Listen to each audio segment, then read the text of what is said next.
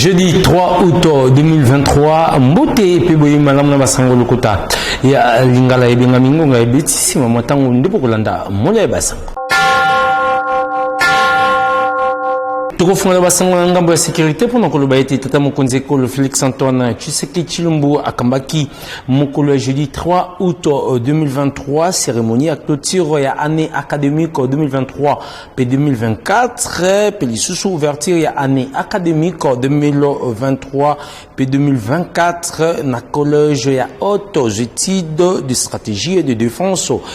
na école supérieure et administration militaire nyonso elekaki na présence ya moninga na ye président ya République centrafricaine Faustin Archange Touadéra. Puis Pembele pour un détail. Clôture y année académique 2022-2023 et ouverture y année 2023-2024 na collège y hautes études militaires de stratégie et de défense Pélissousou na école supérieure y administration militaire et Salema ki mokolo jeudi 3 août 2023 na cérémonie moko monene o ekambama ki epa ya tata mokonzi ekolo Félix Antoine Tshisekedi Tshilombo pene na ye moninga na ye République centrafricaine Faustin Archange Touadéra pareil à 8e promotion Oyo et 8 bongo kosilisa nyonso esalemaki na présence ya ba président ya deux chambres ya parlement premier ministre ba membre ya gouvernement Katina Bango vice-premier ministre ministre de la défense nationale pe banse combattant mwana mboka Jean-Pierre Bemba Gombo Oyo azoki maloba lokola patron ya défense bongo sima discours ya président ekolo Centrafrique ye alekaki na kopesa ba cadeau et pas ya chef d'état-major général ya ba FARDC pe et pas ya ba kambi ya collège simande tata mokonzi ekolo Félix Antoine Tshisekedi Tshilombo azwaki maloba pona kokanga bongo année académique 2022-2023 pe kofungola année ya sika boyokaye. Monsieur le Président de la République centrafricaine, cher frère professeur Faustin Archange Touadéra, honorable président de l'Assemblée nationale, honorable président du Sénat, Excellence Monsieur le Premier ministre, chef du gouvernement, Mesdames et Messieurs les membres du gouvernement, Monsieur le commandant du Collège de hautes études de stratégie et de défense, Mesdames et Messieurs, distingués invités, je voudrais féliciter les lauréats du jour et le commandement du CHESD pour la réussite de cette formation. Vous avez tous nos encouragements. Ainsi,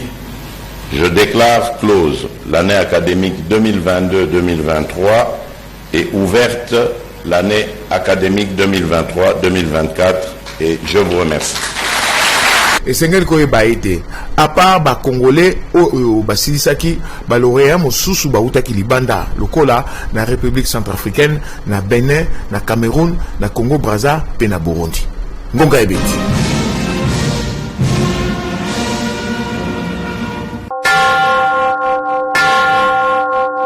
Tokoba basango pona koloba binoité tata mokonzi ekolo Félix Antoine Tshisekedi Tshilombo a participé na première journée nationale génocide congolais elongo na mulunga na ye mama Denise Nyakeru na tina kokanisa ba congolais nyonso oyo babuma injustement milu esema ki na chapiteau ya cité ya Union africaine Yannick Mulengo. Na présence ya premier ministre elongo na ba membre ya gouvernement ba président ya des chambres ya parlement pe bato mosusu pona kotanga kaka wana nde tata mokonzi ya mboka Félix Antoine Tshisekedi Tshilombo alengelaki première journée nationale oyo ezali dédié na ba victime ya violence to pe génocide congolais. Tata mokonzi ya mboka Félix Antoine Tshisekedi Tshilombo azalaki accompagné na molonga na ye mama Denise Nyakeru Tshisekedi. Awa ba discours esalemaki ebele si mande tata mokonzi ya mboka Félix Antoine Tshisekedi Tshilombo ayaki kosukisa na discours na ye wapi apesaki ba hommage na ba congolais nyonso oyo baboma bango injustement pona ba profit économique. Na occasion ya milulu oyo tata mokonzi ya mboka a profitaki na kosala mobilisation générale contre agression ya ekolo Congo démocratique na ba puissance ya libanda to pe bikolo ya libanda. Mokonzi ya mboka abetaki sete na oyo etali prise de conscience pour lutter contre exploitation illégale ya ba ressources naturelles ya ekolo. A rappela ki pe lisusu motu ya ko garder na mémoire ba victime ya génocide congolais pe ko prévenir ba violence na mikolo ezali koya. Esengeli koyeba ete génocide congolais et salemaka entre 1996 et 2003 na tango ya ba guerre oyo babandaki kobenga libération. Ba puissance étrangère ba profitaki na koyiba ba richesse minière ya mboka pour na s'enrichir na kubumaka population congolaise. Ngonga Ebeti.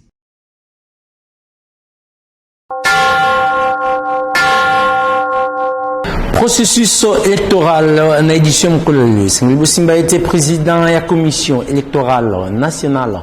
indépendante. Sinamukuse Dini Kadima a outi Kobenga ba imboka pour na dépôt ya ba candidature pour l'élection ya ba députés provinciaux puis ba conseillers communaux mercredi 2 août 2023 nanda kona ya mosala ya signé au Zomi Bongo na boulevard du 30 juin na commune ya Gombe. Dépôt yango et du 3 au 22 août 2023. Piris Pembele pour la détail. Officiellement, président Seni Mwanamboka Denis Kadima a outi bongo mokolo mercredi 2 août 2023 Kobenga topé convoqué électorat pour la élection à député provinciaux et conseiller communaux na bokutani moko oyo esalemaki na salle Abbé Apollinaire Malumalu na siège national ya Seni ou ezwami bongo na boulevard du 30 juin na commune ya Gombe wapi ba membre ya plénière ba participaki pe ba kambi mosusu ya Seni. Moi, je Denis Kadima a été ba bureau ya réception et ya traitement ya ba candidature. BRTC na bokuse et kofungo la ba porte na yango kobanda le 3 kino le 22 août 2023 na état de mobimba Congo démocratique pour na koyamba bongo ba dossier ya ba candidature pour na ba élection ya ba députés provinciaux et ba conseillers communaux. P a rassuré été Seni azali prêt pour na organiser ba élection en décembre 2023. Tinawana a sengi bongo na ba candidat indépendant ba parti politique pe ba regroupement politique ba lengela bongo ba dossier ya ba candidat na bango boyoka ye ndenga betaki ngonga. Aujourd'hui, les Congolais sont prêts à aller aux élections et la CENI se prépare d'arrache-pied pour garantir ce grand rendez-vous. Dans le même temps que la CENI reçoit les différentes candidatures, elle prépare activement l'organisation des scrutins du 20 décembre 2023. Ces équipes sont sur terrain pour s'assurer que tout sera prêt en temps et en heure. Nous voulons que cette fois-ci, les élections en RDC soient une célébration de la démocratie. Sur ce, je convoque ce jour l'électorat pour les élections des députés provinciaux et celles des conseillers communaux. Yambo ete, moi Mboka Denis Kadima a convoqué mon électorat, rapporteur ya Seni, moi Mboka Patricia Ntia Moulela, yé a tangaki bongo décision à plénière, il y a convoqué bongo électorat pour la élection, il y a des députés provinciaux et des conseillers communaux. Goga Ebeti.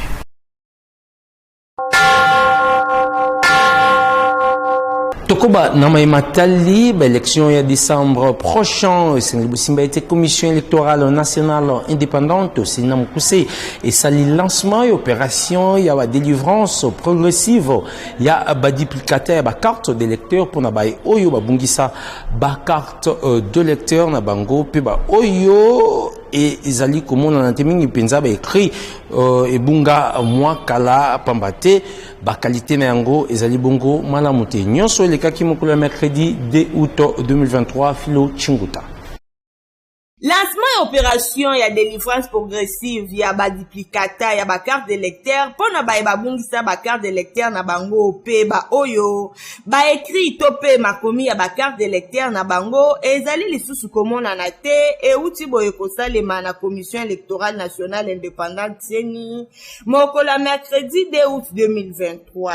Pona moto nyonso oyo abungisa carte d'électeur na ye esengeli akende ko justifier perte wana liboso ya officier ya police judiciaire OPJ po ete apesa ye procès verbal ya perte ya carte d'électeur wana nde akokende na antenne ya Seni oyo zwami na ressort ya centre na ye inscription na procès verbal oyo azu epai ya OPJ wana nde ako remplir formulaire moko ya demande ya duplicata. soki chef ya antenne ya seni to pe délégué na ye aconfirme ete ya solo penza azwa carte d'électeur na moko ya bacentre inscription ya ressort ya antenne na boyende akozwa duplicata na ye sans condition na koyeba ete délivrance ya duplicata ezali ofele boyende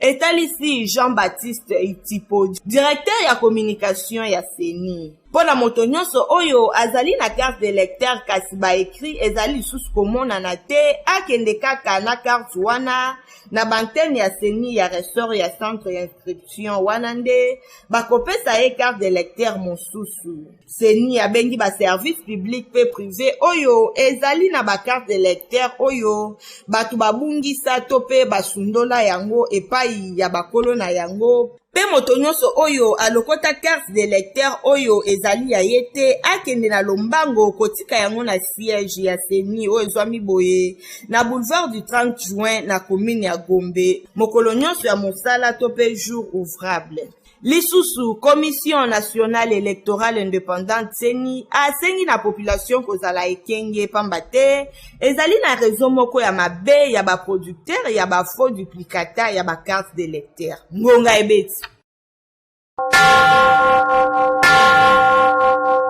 Nama Matali Justice Sengli Bosimba était expert européen et africain bakomaki Kinshasa capitale ya République démocratique du Congo kolandisama ba enquête ya assassiné un Kondo Chérubin Okinde pe bazalaki présenté et pas ya famille en Kondo yamboete baleka bongo ya mosala ko banda bongo autopsie Filo Chunguta pe Mija Alwa.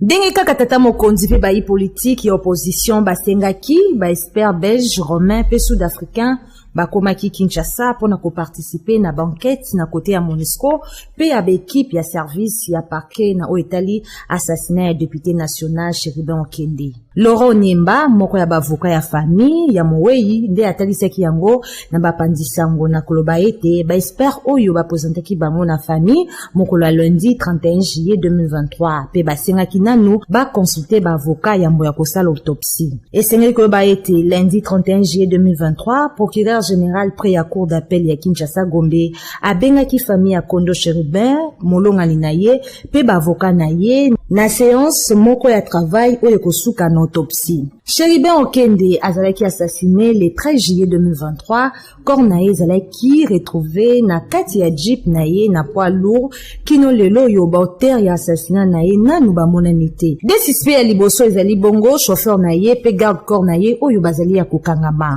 Ngonga ebeti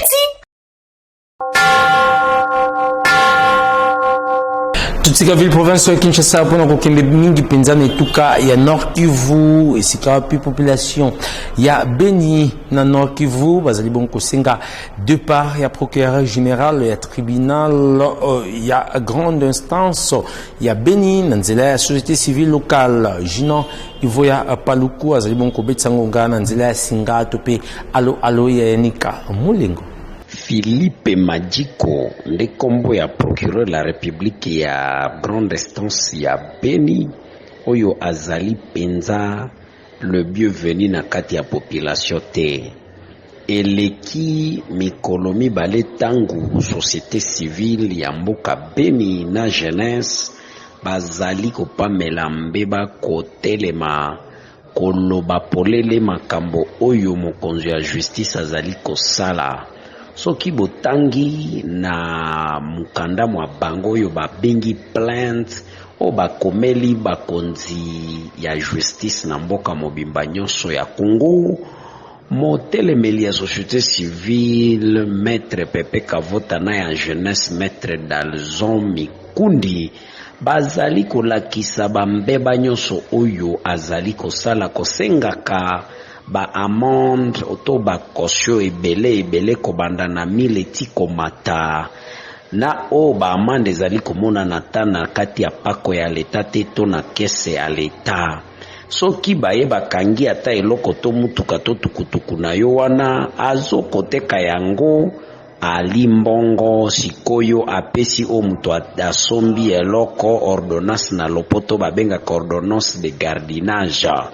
azali pe kosala bambeba mususu soki otangi na mukanda ina nde basengi na bakonzi ya mboka batia ye liboso ya bazuzi ya samba babimisa ye pe na Beni bamite ye na esika mususu Beni esengeli ezwa mokonzi to procureur oyo aza na malamu azali koyeba eteke Beni ezali na kati ya ba problème na ba guerre na biloko mususu esengeli population ezala yako zala dorolote yango nde balobi balingi komona ye ata mokolo moko te abima tozorapele na bino eteke makambo oyo ebandaki lisusu eleki 3 mois tango balingaki lisusu batelemela eloko oyo me elekaki à l'amiable tango mokonzi ya mboka Kashale afandisaki baparti mibale so kozwa solution na kati ya bokimia nde baobi batelemi po bamoni ata soki bazobimela ye liboso ya bakonzi mususu koyebisa ye atika azotika te. Nazali mwabino kuhuta Beni, Jina Ivoa Paluku, Kanal Kin, Ngonga Ezobeta.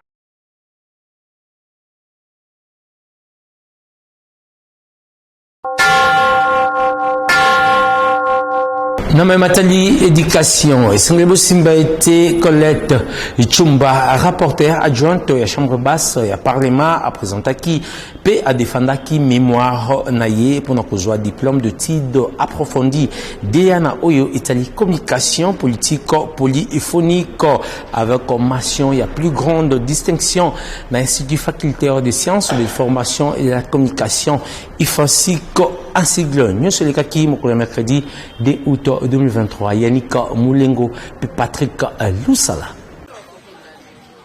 Mwasi ya Mayele, mwasi ya Lokumu, Colette Chumba Tundu, la reine de la Funa, rapporteur adjointe à l'Assemblée nationale, a outi ko présenter pe ko défendre mokolo ya mercredi 2 août 2022,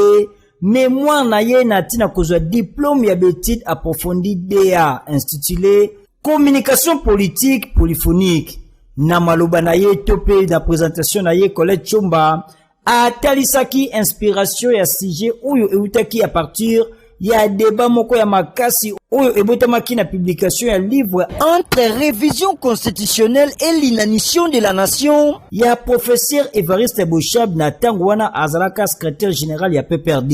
La reine de la Funa Colette Chumba alingaki a comprendre forme ya communication politique pe polyphonie. Awa, composition ya bamambo ya jury ezalaki costaud makasi na bemina professeur ya Ifasi Kotanga, Godefroid Elite, François Elika, Alexis Mbikai, Jean-Claude Matumweni, nyonso na bokambami ya recteur Kamba Ibwacha. Sima ya défense ya Colette Chumba, mbula ya ba question ekikokweya kasi récipiendaire Colette Chumba mwasi ya Mayele a défendaki kitoko pe na suka mémoire na ye ezwaki mention la plus grande distinction. Boyo Kangunga. Et les souvenirs que j'ai d'elle, c'est cette étudiante qui était toujours en solitaire dans les bibliothèques, que ce soit ici, à l'IFASIC, ici ou ailleurs. Et de cela, je dois aussi le dire, elle est parmi les étudiants brillants qui, d'année en année, terminaient avec distinction. Je me suis fait le plaisir quand j'ai vu son dossier, premier gradué à distinction, deuxième distinction, troisième, jusqu'en dernière année. Un sujet qui m'a été inspiré par tout le débat très houleux qu'a suscité la publication de l'ouvrage du professeur Évariste Boshab, à l'époque secrétaire général du PPRD en 2013. L'ouvrage intitulé Entre la révision de la Constitution et l'inanition de la nation. Ce débat qui avait animé la classe politique de l'époque a constitué ma problématique et j'ai voulu comprendre quelle était cette forme de communication qui en découlait et j'en suis arrivé à combiner donc la communication politique et la polyphonie. Esengeli koyeba ete mémoire oyo endimamaki kaka na bamambo ya jury te kasi pe ezala assistance nyonso oyo ezalaki wana. Ngonga ebeti.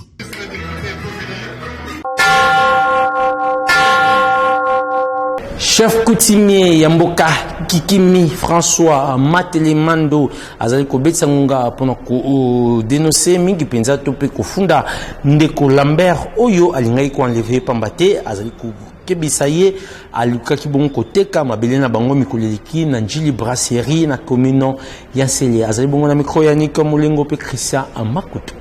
Conflit moko ezalaki kuna ya mabele ya colonel Lukanzu.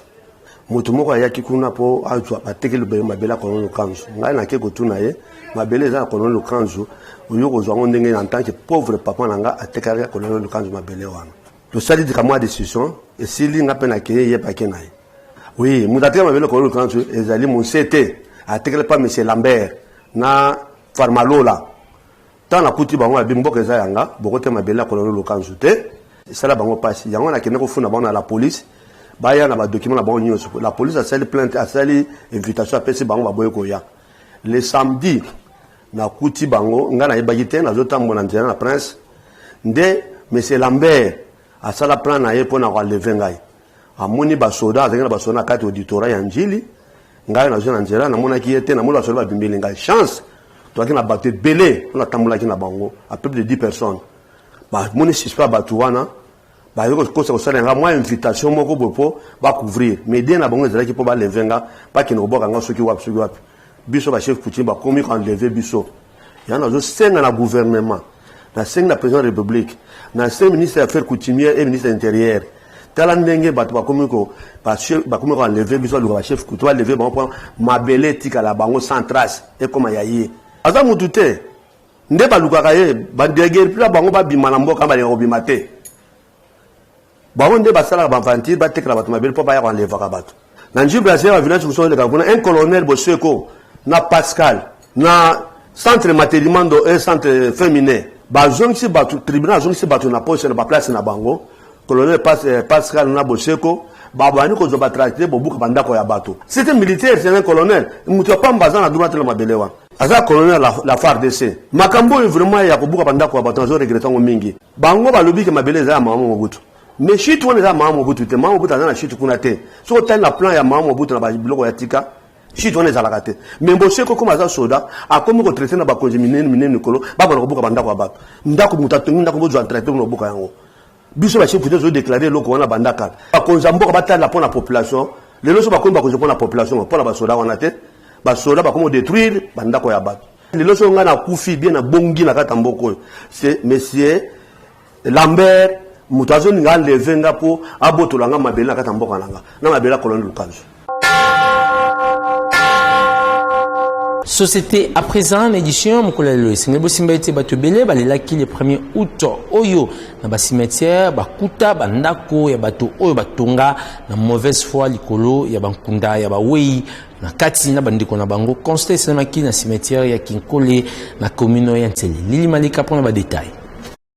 1er août, date epesama fête les parents en même temps mokolo yango mabota ekitaka na ba cimetière pona kotala oya bango bawa pona yango mingi bakitaki na bisika bakunda bandiko na bango ya pasi 1er août oyo bakutanaki na ba surprise mo désagréable to ya malamu te ndakisa na cimetière ya Kinkole na commune ya Nsele ezalaki pasi mawa mobulu pe bilelo pamba te likolo bakunda ya bandeko na bango bakutaki bandako ya minene tongama likolo na yango bazangaki mayele moya ya kosupporter likambo yango ezalaki te na kanda wana bakweisaki mir babukaki bandako ya bato misusu nzoka nde bayaki na bango mpona kolongola matiti kobongisa esika bakunda bawa kasi ekosuka na mobulu pe koswana nyonso oyo totuni l'état congolais azali wapi est-ce que baautoriza kotonga bandako na cimetière ya Kinkole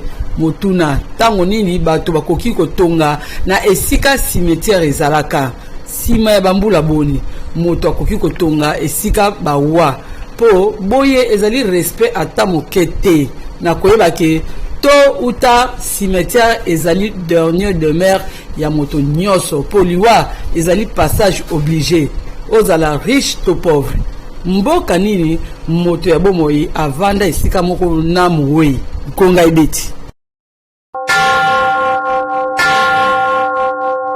Tokoba Nabasango Oyo na Maimatali Sport Topé Masano et Sengibosimba était République démocratique du Congo et Kokisi au total 19 médailles dans 6e jour. Il y a 9e jeu à francophonie na Kinshasa capitale de la République démocratique du Congo na Katiango et Zalibongo na 4 médailles en or. Mijaloa. À pole position, mais du côté de la corde sont les deux Sénégalais. Avec 19 médailles na Katiango, 4 en or, République démocratique du Congo, Azali na 4e place na classement général, il y a 9e jeu à francophonie na 6e journée.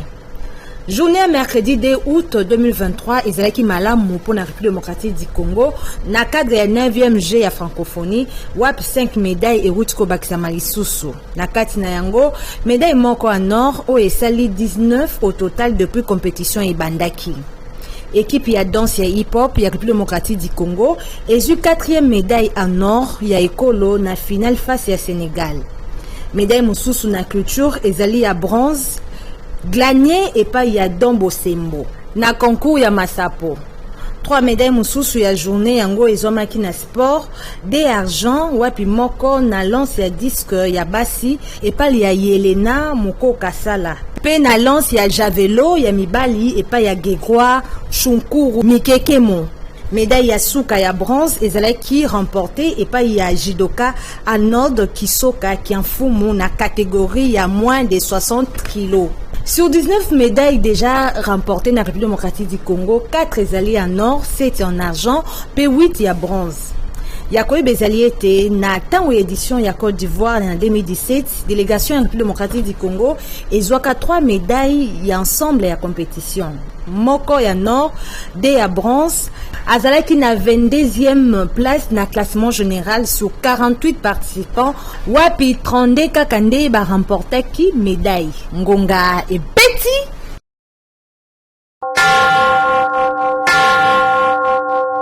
Tosugisa Basango ya Mokolalelo na brève Oyo et Sengibosimba était artiste musicien Faustin Ntimba Oyo aibani na kombo ya Fali Poupa obeta lisusu te mindule na nuit de la francophonie na palais du peuple Mokola dimanche 6 août 2023 ndenge ebungisamaki wapi apesi raison na ye na nzela ya communiqué moko Oyo ye moko atiaki mokoloto mokolo jeudi 3 août 2023 pour koloba ete a décliné topé a boyi participation pour la raison d'organisation au changement salimi na dernière minute pour notre tika place na ba compatriote na ye mususu ba beta pe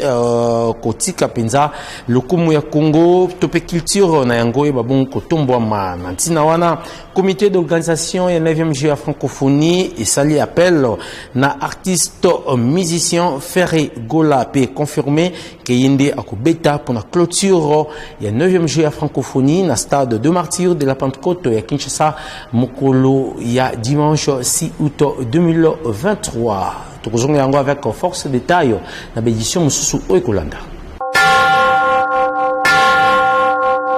Awande nazui ningisa ya ukabwana binoso ki bosepela ki édition mokolo le bopesa merci na Patrick Lusala wazaki bongo sima caméra merci pe lokola na Alabamba lala oyo asali retour na avec force o wapi to sepel na yepe mukili zali ko ganga pambate mwana mobali ya maele oyo nde asimba ki montage édition mokolo lelo kasi bopesa pe merci na Periso Pembele oyo asaki manso accordona ki édition mokolo pe à Sera Kibongo édition qui met en colo au Mabutanabino.